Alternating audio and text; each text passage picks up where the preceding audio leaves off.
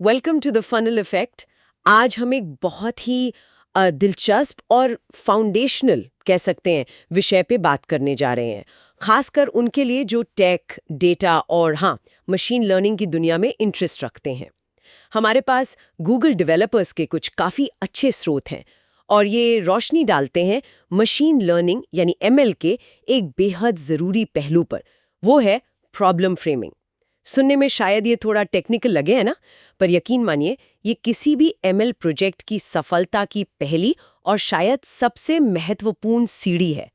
तो आज की हमारी इस चर्चा का मिशन है ये समझना कि आखिर ये प्रॉब्लम फ्रेमिंग है क्या भला, क्यों इतनी ज़रूरी है और कैसे ये तय करती है कि कोई एमएल प्रोजेक्ट कामयाब होगा या शुरू होने से पहले गलत रास्ते पर चला जाएगा।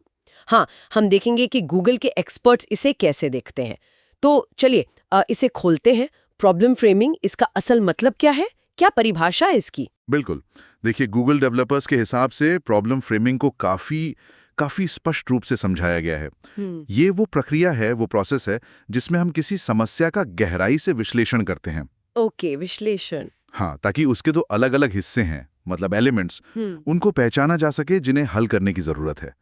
आप इसे ऐसे समझ सकते हैं कि कोई बड़ी उलझी हुई प्रॉब्लम है, उसको छोटे, ज्यादा मैनेजेबल टुकड़ों में तोड़ना। अच्छा, ताकि हम समझ सकें कि भाई असल में करना क्या है। अच्छा, तो ये सिर्फ प्रॉब्लम को ऊपर ऊपर से देखना नहीं हुआ, ये तो सिर्फ डाइसेक्ट करने जैसा है, मतलब उसके अंदर झांक कर उसके कंपोनेंट्स को समझना। जी, क्या ये सही समझा मैंने? हाँ, बिल्कुल सही। ये सिर्फ डिस्क्रिप्शन से ज्यादा है, ये एनालिसिस है। बिल्कुल ठीक है। और इसका एक बहुत ही महत्वपूर्ण पहलू है जो अक्सर नजरअंदाज हो जाता है। क्या है वो ये है कि प्रॉब्लम फ्रेमिंग हमें ये तय करने में भी मदद करती है कि क्या मशीन लर्निंग मतलब एमएल वाकई उस खास प्रॉब्लम के लिए सही सॉल्यूशन है भी या नहीं। ओहो। हाँ, कई बार ऐसा होता है कि हमारे पास प्रॉब्लम है, डेटा भी है, पर शायद एमएल उसका सबसे इफेक्टिव या सबसे किफायती हल न हो। ये बात तो काफी सोचने वाली है। मतलब हम तो आजकल सुनते हैं कि एआई और एमएल हर चीज का जवाब है। तो ये प्रोसेस हमें रुक कर सोचने को कहता है कि क्या वाकई? Exactly, precisely. प्रॉब्लम फ्रेमिंग का एक मुख्य काम यही है, वो हमें इस सवाल का ईमानदारी से जवाब देने में मदद करे। ये प्रोजेक्ट की टेक्निकल फिजिबिलिटी, आप जानते हैं तकनीकी व्यवहार्यता, उसका आकलन करने में मदद करती है। क्या हमारे पास सही डेटा है, क्या वैसा मॉडल बनाना पॉसिबल है जैसा हम सोच रहे हैं, और साथ ही ये हमें स्पष्ट लक्ष्य मतलब क्लियर सेट ऑफ गोल्स निर्धारित करने में मदद करता है। अच्छा, और सक्सेस क्राइटेरिया भी, सफलता के मानदंड, मतलब हमें कैसे पता चलेगा कि हमारा एमएल सॉल्यूशन कामयाब हुआ, ये सब प्रॉब्लम फ्रेमिंग के दौरान ही तय होता है। तो इसका मतलब ये हुआ कि सिर्फ इसलिए कि किसी कंपनी या टीम के पास पे बहुत सारा डेटा इकट्ठा हो गया है तो उन्हें सीधे मॉडल बनाने में नहीं कूद जाना चाहिए। ये सुनने में तो बहुत कॉमन लगता है आजकल, हमारे पास डेटा है, चलो एमएल करते हैं। ये एक बहुत आम प्याज है, मतलब एक जाल है। हाँ, डेटा का होना जरूरी है, बिल्कुल, लेकिन वो पहला कदम नहीं है।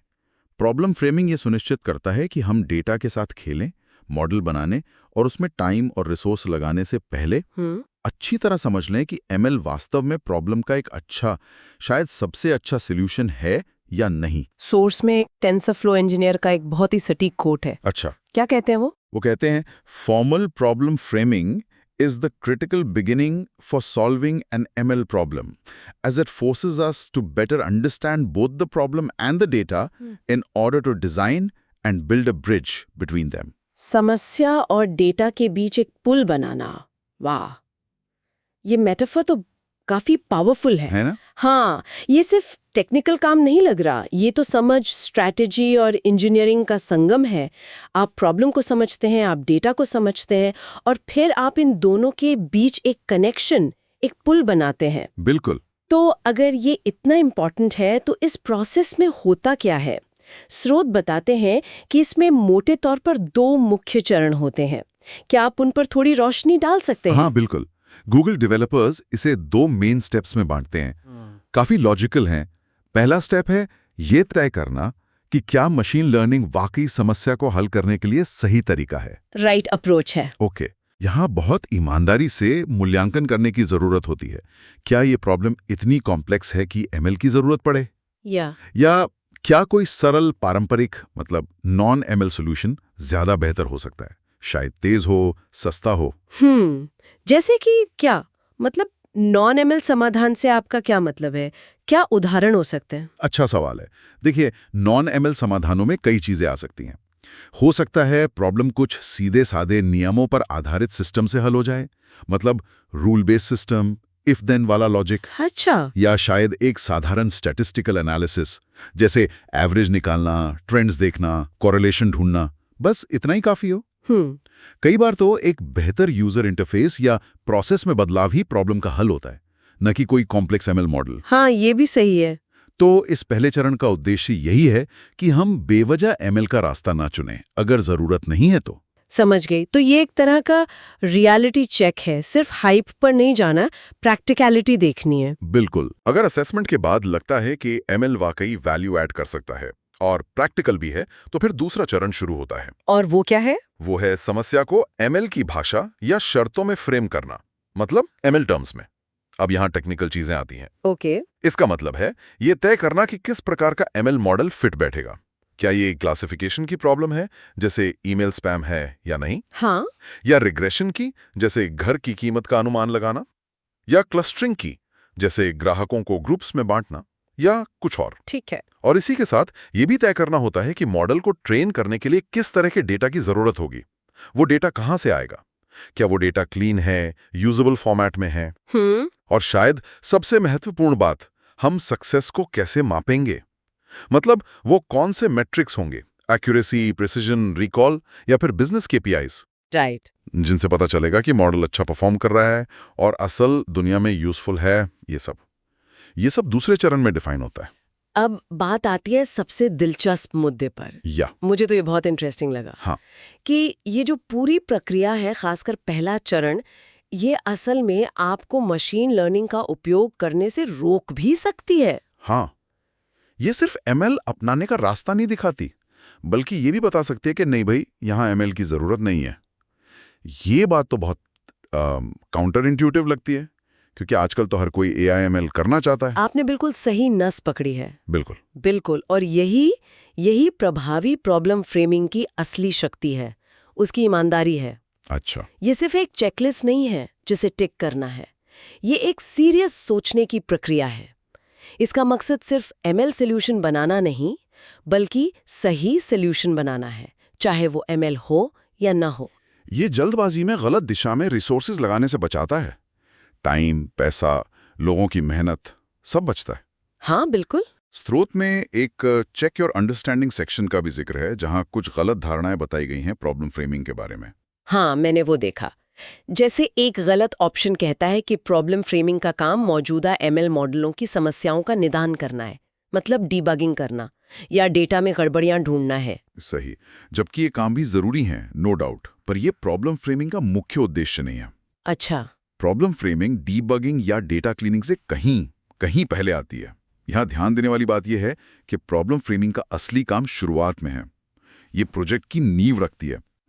इसका प्राइमरी गोल ये पक्का करना है कि हम किसी एमएल समाधान पर काम करना शुरू करने से पहले ही ये जान लें कि यह वाकई एक अच्छा, फीजिबल और जस्टिफाइड सॉल्यूशन होने वाला है। राइट। ये गैस वर्क को कम करता है और सफलता की संभावना बढ़ाता है। तो इन सब बातों का मतलब क्या निकलता है उन लोगों के लिए जो शायद किसी ज़रूरी मीटिंग की तैयारी कर रहे हैं, या किसी नए तकनीकी फील्ड को समझने की कोशिश कर रहे हैं, या बस अपनी जानकारी बढ़ाना चाहते हैं, भले ही वो खुद एमएल इंजीनियर ना हो? ये प्रॉब्लम फ्रेमिंग की अवधारणा उनके लिए क्यों मायने रखती है?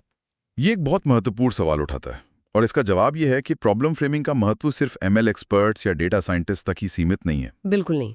असल में ये सोचने का एक अनुशासित तरीका है, एक डिसिप्लिन्ड वे ऑफ थिंकिंग है, जो किसी भी फील्ड में, किसी भी रोल में उपयोगी है। अच्छा, कैसे? देखिए, जब भी हम किसी जटिल समस्या का सामना करते हैं, चाहे वो बिजनेस स्ट्रैटेजी हो, प्रोडक्ट डिजाइन हो, साइंटिफिक रिसर्च हो, या यहाँ तक कि पर्सनल लाइफ की कोई चुनौती हो, बिल्कुल, सबसे पहले रुककर प्रॉब्लम को ठीक से परिभाषित करना ये बहुत जरूरी है। आप कह रहे हैं कि ये एक ट्रांसफरेबल स्किल है, एक तरह की मेंटल रूपरेखा। बिल्कुल बिल्कुल। प्रॉब्लम फ्रेमिंग हमें सिखाती है, पहला, समस्या को स्पष्ट करें। असल प्रॉब्लम क्या है, उसके मुख्य हिस्से क्या हैं, हम हल क्या करने की कोशिश कर रहे हैं। दूसरा, समाधान का मूल्यांकन करें। क्या जो सोल्यूशन हम सोच रहे हैं, चाहे ML हो या कुछ और, वो वाकई इस प्रॉब्लम के लिए सबसे फिट है? क्या इसके ऑल्टरनेटिव्स हैं? क्या इसके फायदे, नुकसान, लागत, इन सब का हमने विचार किया है? ठीक है। और तीसरा, सफलता को परिभाषित करें। हमें कैसे पता चलेगा कि हम कामयाब हुए? क्या बेंचमार्क्स होंगे? क्या मैट्रिक्स होंगे? राइट। अगर हम इसे बड़े पर्सपेक्टिव में देखें तो ये आपको अटकलबाजी मतलब गैसवर्क और गलत दिशा में मेहनत करने से बचाता है। हाँ। ये पक्का करता है कि आपके एफर्ट्स फोकस्ड हों, प्रभावी हों, इफेक्टिव हों। ये सिर्फ टेक्निकल प्रोजेक्ट्स के लिए नहीं, किसी भी डिसीजन मेकिंग प्रोसेस के लिए महत्वपूर्ण है। एक तरह से देखें तो यह क्रिटिकल थिंकिंग का प्रैक्टिकल एप्लीकेशन है। अच्छा, क्रिटिकल थिंकिंग। हाँ, किसी भी दावे या सॉल्यूशन को आंख बंद करके मान लेने के बजाय उसे परखना, सवाल पूछना, उसकी वायबिलिटी का मूल्यांकन करना। प्रॉब्लम फ्रेमिंग इसी क्रिटिकल थिंकिंग को एक स्ट्रक्चर्ड तरीके से लागू करने में मदद करती है। ये वाकई सोचने का एक बहुत ही स्ट्रक्चर्ड और पावरफुल तरीका लगता है। ये सिर्फ क्या करें पर नहीं, बल्कि क्यों करें और कैसे पता चलेगा कि सही किया पर भी जोर देता है। तो संक्षेप में कहें तो आज हमने गूगल डेवलपर्स के स्रोतों के जरिए प्रॉब्लम फ्रेमिंग की अहमियत को समझा।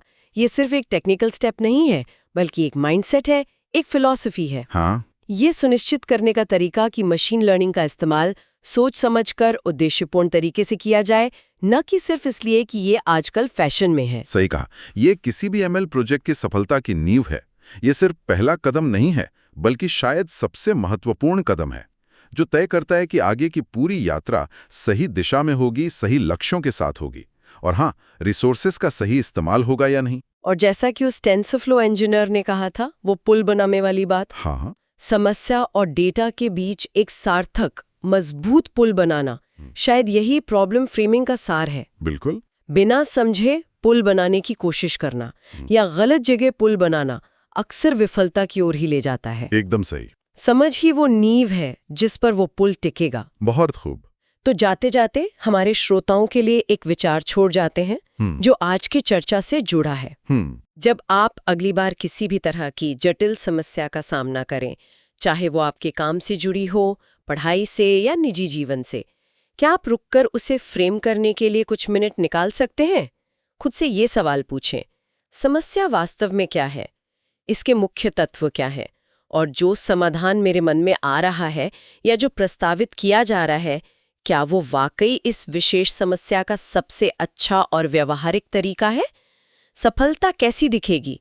हो सकता है ये छोटा सा अभ्यास आपको ज्यादा स्पष्टता दे और बेहतर निर्णय लेने में मदद करे। Thank you for watching The Funnel Effect.